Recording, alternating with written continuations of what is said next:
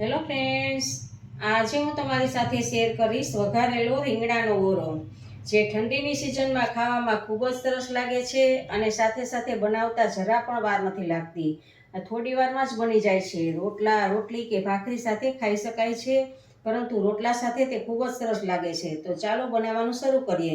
નવી રેસીપી શીખવા માટે નીતાબેન કુકિંગ ચેનલને સબસ્ક્રાઈબ કરો અને સાથે બેલ આઇકનને જરૂરથી પ્રેસ કરો નવી રેસીપીના વિડીયો સૌથી પહેલાં જોવા માટે. આપણે રીંગણાનો ઓરો કરવો છે, તો જો આ એક રીંગણું લીધું છે અને એની ઉપરથી આ પાન છે એ બધા કાઢી લેવાના છે. જો આવી રીતે આમ બધા ઉખાડી લેવાના છે અને ચાકાની મદદથી અંદર કાપો કરવાનો છે અને અંદર જોઈ લેવાનું છે કે રીંગણું આપણું સડેલું તો નથી ને, જોઈ લેવાનું છે. અને હવે આને ગેસ ઉપર શેકવા મૂકવાનું છે. ગેસ સ્ટાર્ટ કરી અને એની ઉપર આપણે રીંગણું શેકવા માટે મૂકશું. તમારી પાસે જૂની છરી હોય તો એ છરીને આવી રીતે આમ કરી તો તમારે આવી રીતે આમ શેકવાની મજા આવશે. જુઓ, આમ આવી રીતે આમ ફેરવતા જવાનું છે અને આખું રીંગણું આપણે શેકી લેવાનું છે. શેકાય છે ત્યાં સુધીમાં આપણે ડુંગળીને કટિંગ કરી લેશું. આ જુઓ, 2 લીલી ડુંગળી લીધી છે, પાન કાપી નાખ્યા છે, એટલે સુધીનું આપણે કટિંગ કરી લેશું. આને કટિંગમાં લઈ લેશું. આપણે એક ટમેટું છે અને થોડોક આદુના ટુકડાને પણ ખમણી લેશું આની સાથે. અને તમારે લસણ જો ખાતા હો તો લસણ પણ તમે નાખી શકો છો. રીંગણું આપણું શેકાઈ ગયું છે, તો ઉપરથી છાલ ઉતારી અને જુઓ આવી રીતે આમ છૂંદો કરી નાખ્યો છે રીંગણાનો. અને હવે આપણે આનો વઘાર કરવાનો છે. વઘારેલો આપણે રીંગણાનો ઓરો કરીએ છીએ એટલે વઘાર કરવાનો છે. તો એના માટે આપણે ગેસ સ્ટાર્ટ કરી અને એક પેન લઈ અને એમાં 2 મોટી ચમચી મેં તેલ રાખેલું છે. જો તેલ ગરમ થાય એટલે એમાં રાઈ એડ કરશું અને લીમડાના પાન પણ એડ કરી શકો છો. અને લસણ હોય, તમે જો લસણ ખાતા હોય તો લસણ એડ કરવાનું છે. અને થોડીક એવી હિંગ એડ કરશું. અને રાઈ તડતડ થઈને ઉપર આવે પછી આપણે ડુંગળી એડ કરવાની છે. જો મેં આ બધું જ ડુંગળી, ટમેટાં અને આદું ખમણી લીધું છે અને ધાણા ભાજી સુધારી લીધી છે. આ બધું જ મેં રીંગણું શેકાતું હતું ત્યારે જ બધું કરી લીધું છે. હવે આપણે આ ડુંગળી એમાં એડ કરશું અને સાથે ટમેટાને પણ એડ કરશું અને આદુને. આ ત્રણેય વસ્તુ આપણે એકી સાથે એડ કરી દઈએ છીએ અને હલાવતા રહેવાનું છે. ગેસને આપણે થોડોક મીડિયમ કરી દઈએ અને હલાવશું. આવી જ રીતે આને તેલમાં જ કૂક કરવાનું છે, આપણે સાતડવાનું છે. આમાં ઓરામાં પાણીનો ઉપયોગ કરવાનો નથી બિલકુલ. એટલે જ તો ઓરો આપણે મીઠો લાગે છે, કારણ કે તેલમાં જ આપણે કૂક કરતા હોઈએ છીએ એટલે. તો જુઓ, અને ફ્રેન્ડ્સ આમાં તમારે લીલી ડુંગળીનો ઉપયોગ, જ્યાં સુધી તમને લીલી ડુંગળી મળતી હોય ત્યાં સુધી લીલી ડુંગળીનો ઉપયોગ કરવાનો છે. અને જો લીલી ડુંગળીની સિઝન ના હોય તો સૂકી ડુંગળી પણ તમે નાખી શકો છો. અને જો તમને વધારે પાનનો ભાગ ભાવતો હોય તો અડધા સુધીના પાન તમે નાખી શકો છો એમાં.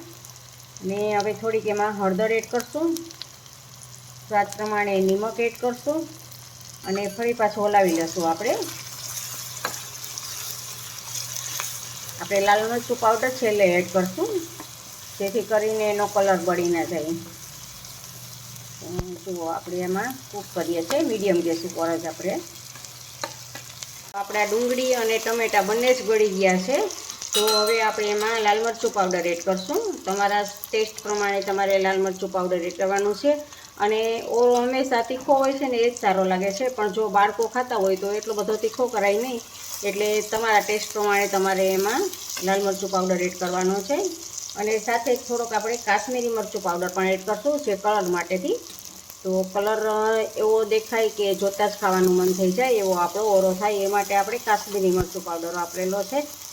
અને ગેસને હવે સ્લો કરી દઈએ.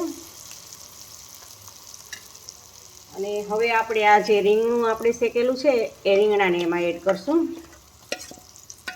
અને સારી રીતે મિક્સ કરી દેશું. તો સારી રીતે, જો તમને રીંગણું વધારે ભાવતું હોય અને ડુંગળી ટમેટાં ઓછા ભાવતા હોય તો એ તમારા ટેસ્ટ પ્રમાણે તમારે કરવાનું છે. રીંગણું વધારે લેવાનું છે અને ડુંગળી ટમેટાં ઓછા લેવાના છે. આ વધતું ઓછું તમારા ટેસ્ટ પ્રમાણે તમે કરી શકો છો. અને હવે છેલ્લે આપણે લીલા ધાણા એડ કરશું. લીલા ધાણાનો ટેસ્ટ પણ સરસ આવે છે અને દેખાવ પણ સરસ આવે છે. અને જો તમે ગળ્યા જ ખાતા હોય તો થોડીક ખાંડ એડ કરવાની છે, પણ એ તમારા ટેસ્ટ પ્રમાણે. તમે જો ખાંડ ગળ્યું ખાતા હો તો ખાંડ એડ કરવાની છે, અને નહીંતર નથી કરવાની. ઘણા લોકો ના ખાતા હોય. તો જુઓ આપણો ઓરો તૈયાર છે. જુઓ તેલ છૂટું પડી અને આવવા લાગ્યું છે ઉપર. હવે આપણો ઓરો બની ગયો છે. જુઓ આ બાજરાના રોટલા સાથે, ભાખરી સાથે, રોટલી સાથે, કોઈ પણ સાથે તમે ખાઈ શકો છો, પણ બાજરાના રોટલા સાથે ખૂબ જ સરસ લાગે છે. અને જો શિયાળાની સિઝન હોય અને એકદમ ઠંડી પડતી હોય તો ઠંડીની સિઝનમાં તો ખૂબ જ સરસ લાગે છે. તો હવે આપણે ગેસને ઓફ કરી દઈએ. હવે આપણે આને સર્વિંગ બાઉલમાં લેશું. તો આપણો આ વઘારેલો રીંગણાનો ઓરો તૈયાર છે. તમને મારી આ રેસીપી કેવી લાગી તે કમેન્ટ બોક્સમાં કમેન્ટ કરીને મને જરૂરથી જણાવજો. ઇન્સ્ટાગ્રામમાં મારા પેજને ફોલો કરજો, અને જો તમને મારી રેસીપી ગમતી હોય તો લાઈક કરીને તમારા ફેમિલી મેમ્બર્સ અને ગ્રુપમાં શેર કરજો, અને મારી ચેનલને સબસ્ક્રાઈબ કરજો. ફરી મળીએ એક નવી રેસીપી સાથે.